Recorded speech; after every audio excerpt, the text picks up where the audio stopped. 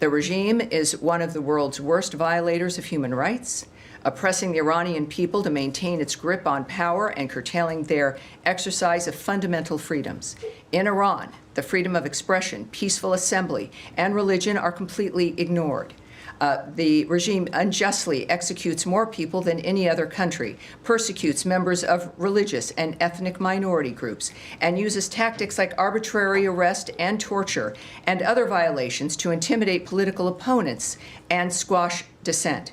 We will continue to support and defend the human rights of the people of Iran against the regime's continued human rights abuses and authoritarian repression. The United States announced important steps to disrupt the complex schemes Hezbollah uses to conceal its illicit behavior and acquire revenue to fund its malign activities. Today, we sanctioned 5 individuals and 3 entities for ties to U.S. designated Hezbollah. The United States is taking decisive action against anyone involved in facilitating Iran's oil sales at any stage of the supply chain. Today's designation supports the President's policy of maximum pressure on Iran and its terrorist proxies.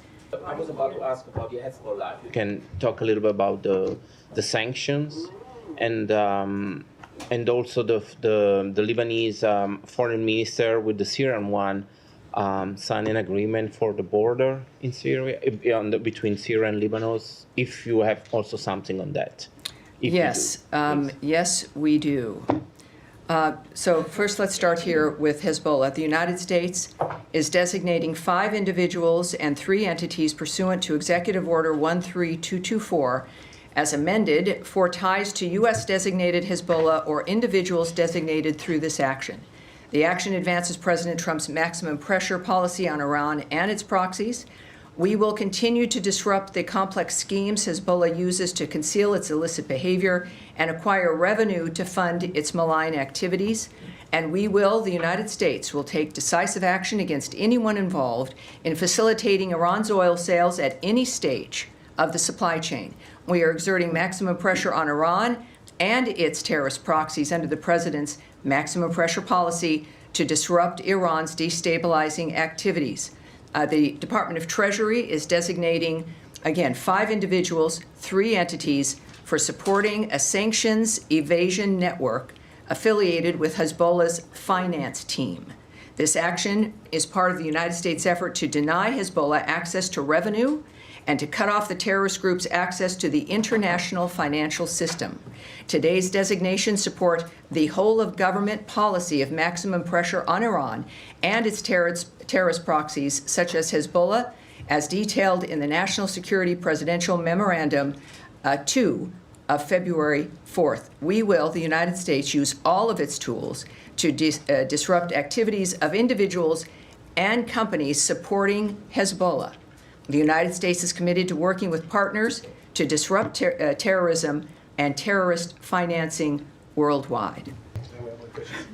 Sergei Yumatov with TASS News Agency. So my question is on Russia and Ukraine. When do you expect the next round of consultations between the American and Russian delegations to occur? Well, we know, of course, that we have our teams that have returned from the last Saudi Arabian technical framework of what they were working on there.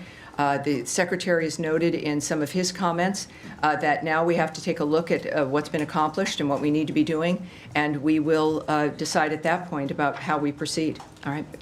All right. Yes, sir. Can I move to Lebanon? Yes, certainly.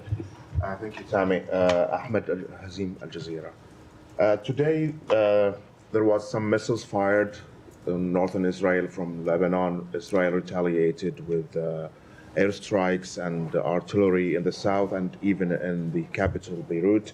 My question is that the ceasefire agreement, in it, there is a mechanism for reporting violation or alleged violation of the agreement itself, the ceasefire itself.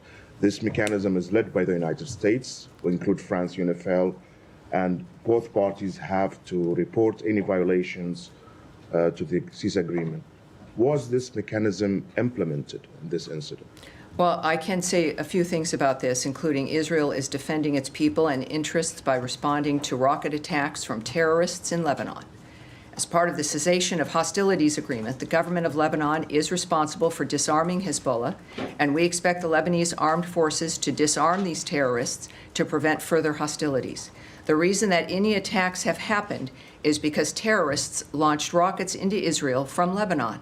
That is a violation of the cessation of hostilities. It is a violation of the ceasefire when terrorist groups, when armed groups, shoot rockets into Israel.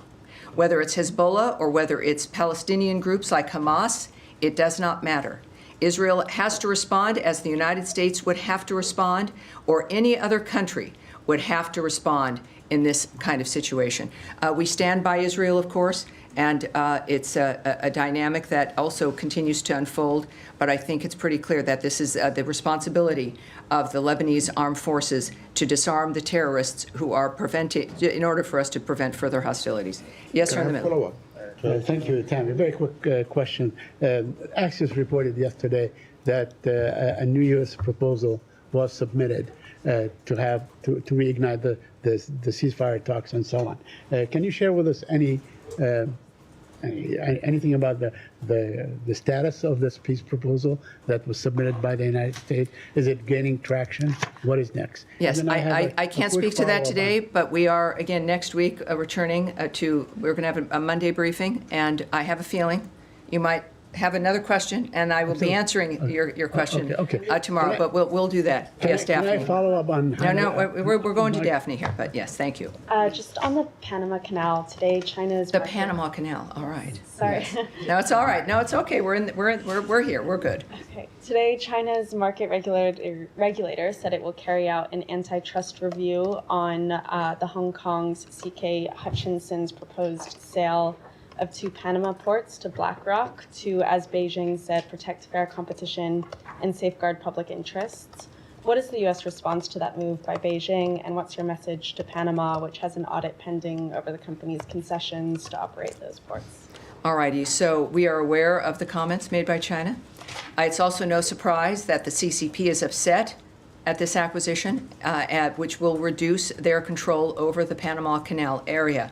We are also glad to see U.S. investors acquire a controlling stake in the Panama Ports Company, which owns and operates the ports of Balboa and Cristobal at either end of the Panama Canal. So we would refer you to BlackRock and C.K. Hutchinson for more information about the agreement itself. And we refer you to the government of Panama regarding its role in ensuring that the sale complies with Panamanian laws and regulations. So yes, we're aware, and it's not a surprise, certainly.